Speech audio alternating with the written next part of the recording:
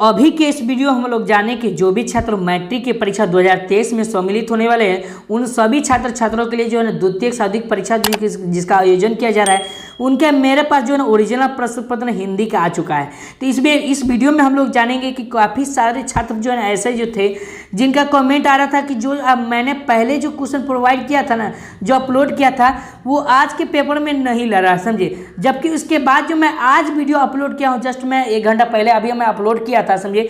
ये वीडियो में बताया था कि जो आज पेपर जो लड़ा है, समझे, क्या इसी तरह का आपके पास भी पेपर आया था तो उसके कमेंट में ए लगाइए, समझे। अगर ये पेपर आया था तो इसी तरह का मेरे पास और भी पेपर सारा का सारा आ गया है, तो देख सकते हैं ये मेरे पास ओरिजिनल पेपर है, ठीक है।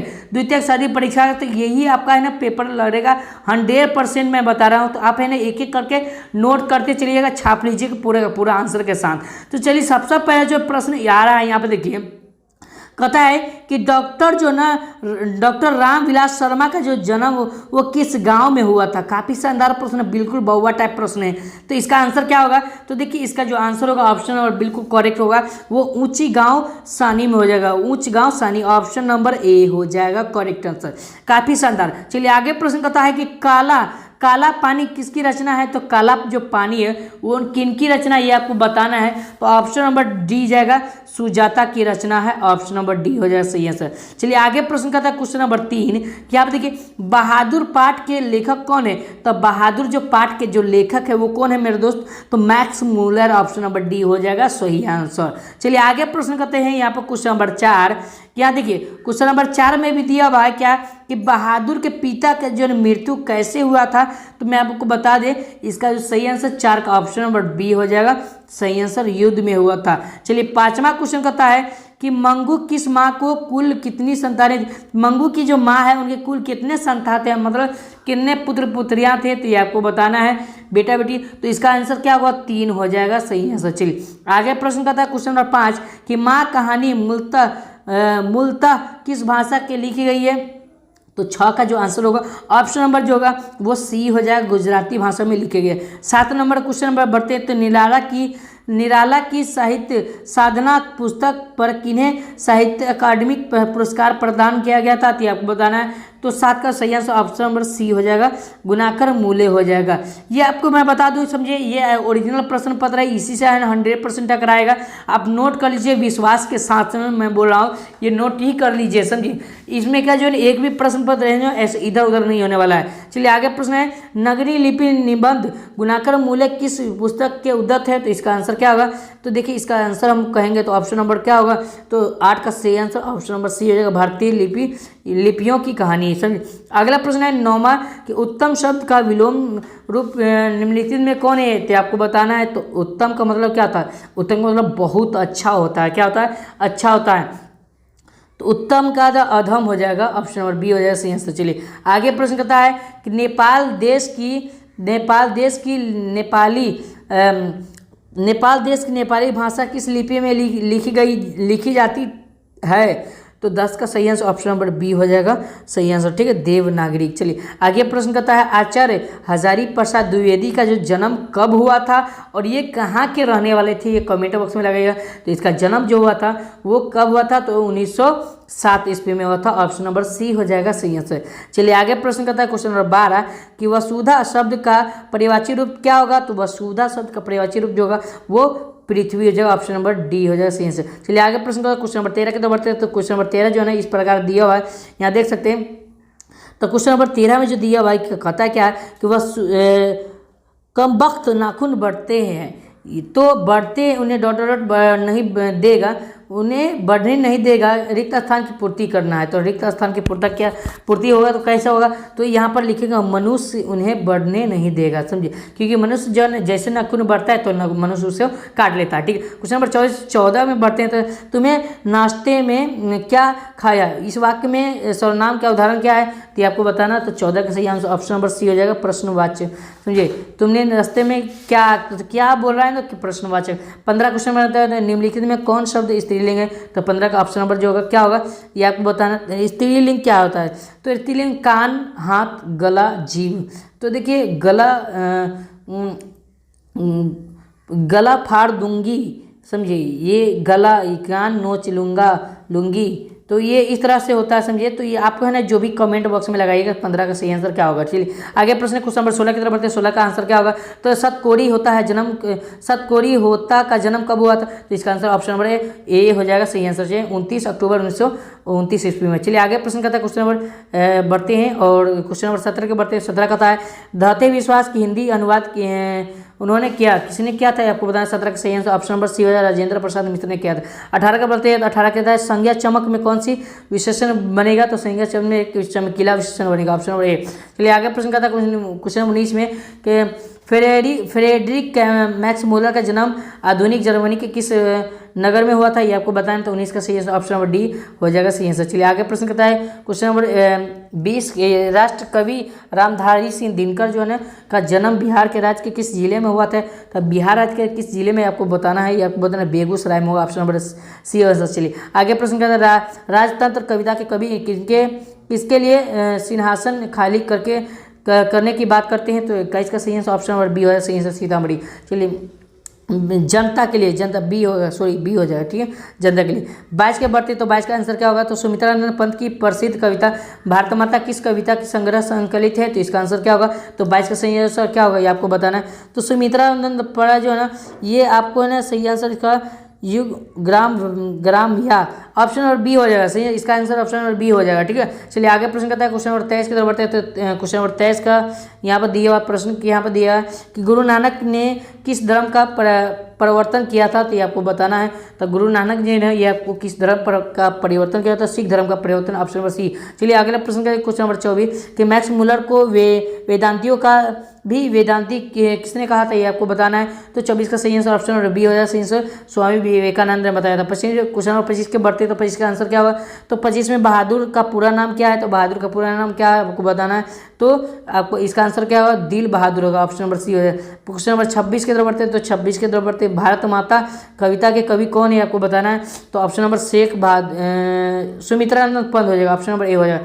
चलिए क्वेश्चन नंबर 27 के बढ़ते हैं। 27 में दिया है यहाँ देखिए कि मैक्स मुलर की दृष्टि से सच्चे भारत के दर्शन कहाँ से हो सकते हैं? तो इसका आंसर ऑप्शन नंबर सी हो जाएगा, गांव से हो सकते हैं। चलिए आगे प्रश्न करता है क्वेश्चन नंबर 28 के बढ़ते हैं। तो 28 में दिया हुआ है यहाँ देखिए 28 में प्रश्न दिया हुआ है कि हाथ में पकड़कर चला जाने वाले हथियार का क्या कहा जाता है? आपको बताना है। तो 28 का सही ऑप्शन नंबर बी होगा सही आंसर शस्त्र कहा जाता है, ठीक है। आगे प्रश्न का क्वेश्चन नंबर 29 के बढ़ते हैं। तो कहता है कि किंवदंती के अनुसार विराग होने वाले घनानंद का कहाँ चले जाते थे? समझिए घनानंद कहाँ चले जाते थे? 29 का सही ऑप्शन नंबर सी हो जाएगा विद्वान हो जाएगा, ठीक है। चलिए क्वेश्चन नंबर 30 की तरफ बढ़ते हैं। तो क्वेश्चन नंबर 30 में दिया है आम रसीला होता है। इस वाक्य में रसीला शब्द में कौन सा विशेषण है आपको बताना है। तो इसका आंसर क्या होगा? तो 30 का सही आंसर ऑप्शन नंबर ए हो जाएगा सही आंसर गुणवाच्य हो जाएगा। चलिए आगे प्रश्न करता है क्वेश्चन नंबर 31 में कि शेर घने जंगल में रहते हैं। समझिए इस वाक्य में जो है संज्ञा क्या है? तो ये व्यक्तिवाचक सही ऑप्शन नंबर ए हो जाएगा सही आंसर। चलिए आगे प्रश्न करता है क्वेश्चन नंबर 32 में लक्ष्मण किस शहर में नौकरी करता था? तो लक्ष्मण किस शहर में नौकरी करता था? तो पटना में नौकरी नहीं, लक्ष्मण किस शहर में नौकरी करता था? तो 32 का अब हम लोग जो है इसका जवाब नहीं लिख पाए हैं। यदि आपको याद होगा तो हमें कमेंट में जरूर बनाइए ताकि मैं आपको पिन कर दूं कि हाँ आपका सही जवाब है, ठीक है। चलिए आगे प्रश्न करता है क्वेश्चन नंबर 32 के बढ़ते 32 का आंसर क्या होगा? तो लक्ष्मण किस साल 32 हो गया। तो 33 के बढ़ते एक कदम चलने तक की गुंजाइश नहीं थी फिर भी। तो इसका आंसर क्या होगा? ऑप्शन नंबर ए हो जाएगा सही आंसर। पढ़ लीजिएगा क्योंकि समय बहुत ही कम है, आपको है ना कल के पेपर में यही पेपर आने वाला है। तो 34 का आंसर क्या होगा? तो 34 का भी नहीं मिला, कोई दिक्कत नहीं है क्योंकि आपको है ना 60 प्रश्न दिया है जिनमें से आपको 50 प्रश्न का ही जवाब देना है, ठीक है। तो इसलिए है ना आपको उतना सोचने की जरूरत नहीं है, ठीक है। तो चलिए क्वेश्चन नंबर 35 की तरफ बढ़ते। तो 35 का आंसर क्या होगा? देखिए 35 का रस खान द्वारा रचित प्रेम आयनी श्री राधिका में चोर किसे कहा जाता है? तो इसका 35 का सही आंसर क्या होगा? ऑप्शन नंबर बी हो जाएगा कृष्णा को कहा जाता है। चलिए आगे प्रश्न क्वेश्चन नंबर 36 के बढ़ते 36 का आंसर क्या होगा? गुरु नानक का जन्म कहाँ किस स्थान कहलाता है? तो इसका आंसर क्या होगा? गुरु नानक का जो जन्म स्थान क्या कहलाता है ये आपको बताना है तुमने। तो 36 का सही आंसर वो ऑप्शन नंबर सी हो जाएगा सही आंसर। चलिए क्वेश्चन नंबर 37 के बढ़ते 37 का आंसर क्या होगा? तो मैक्स मूलर जो है ना मैक्स मूलर के द्वारा जो रचित भारत के से हम क्या सीखे? का भाषांतर किसके द्वारा किया गया था? तो 37 का आंसर क्या हो? तो 37 का भी है ना, यह नहीं मिल पाया समझिए। डॉक्टर भवानी शंकर राजेंद्र मिश्र हो सकता है समझिए। हमारी तरफ से राजेंद्र मिश्र है, लेकिन आपकी तरफ से क्या है ये भी हमें कमेंट बॉक्स में जरूर लगाइएगा, ठीक है।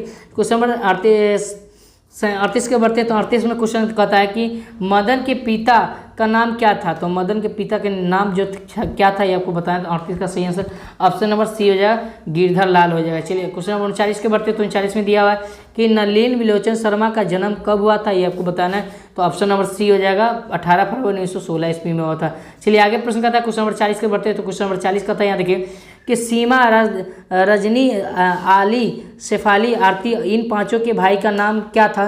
तो इसका सही आंसर ऑप्शन नंबर डी हो जाएगा, काशू का, ठीक है, काशू था। चलिए क्वेश्चन नंबर 41 के बढ़ते तो 41 में दिया हुआ है कि यहाँ देखिए श्रम विभाजन और जाति प्रथा पाठ का कौन सी विधा है आपको बताना है।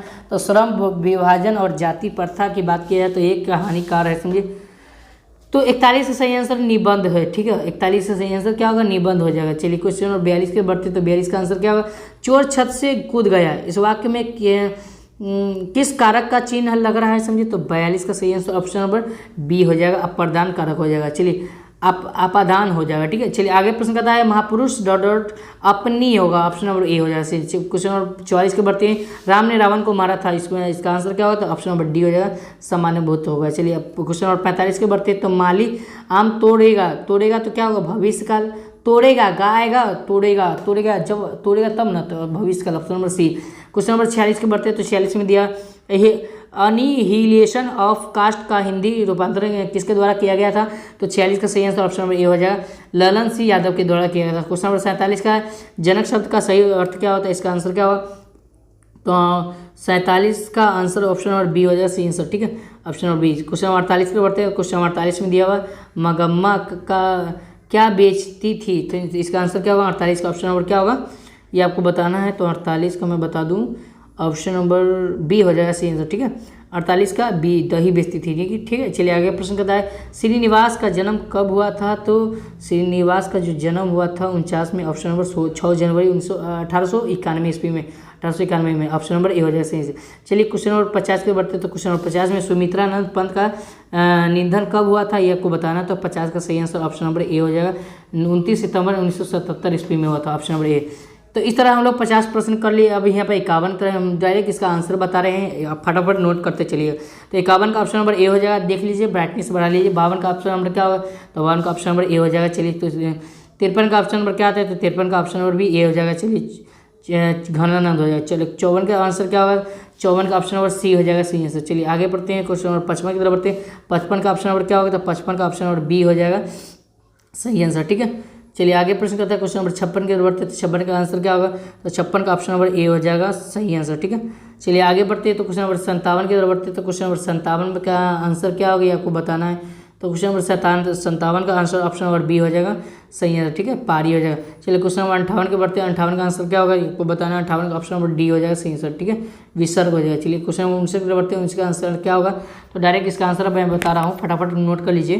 तो 59 का ऑप्शन नंबर सी हो जाएगा, सही आंसर। चलिए क्वेश्चन नंबर 60 के बढ़ते हैं। 60 का आंसर क्या होगा? ऑप्शन नंबर ए हो जाएगा। तो इस तरह हम लोग 60 प्रश्न में से 50 प्रश्न का जवाब देना है, तो हम लोग कर लिए। यदि आप टेलीग्राम में नहीं जुड़ते तो टेलीग्राम में जुड़े, इसका डिस्क्रिप्शन बॉक्स में लिंक दिया गया, वहाँ से जुड़ सकते हैं। व्हाट्सएप ग्रुप भी दिया, उसमें जुड़ सकते हैं, जिससे मैं आपको फ्री ऑफ कॉस्ट प्रोवाइड करा सकूँ, ठीक है। तो दोस्तों फिर मिलते हैं नेक्स्ट में, तब तक के लिए आप सभी का धन्यवाद।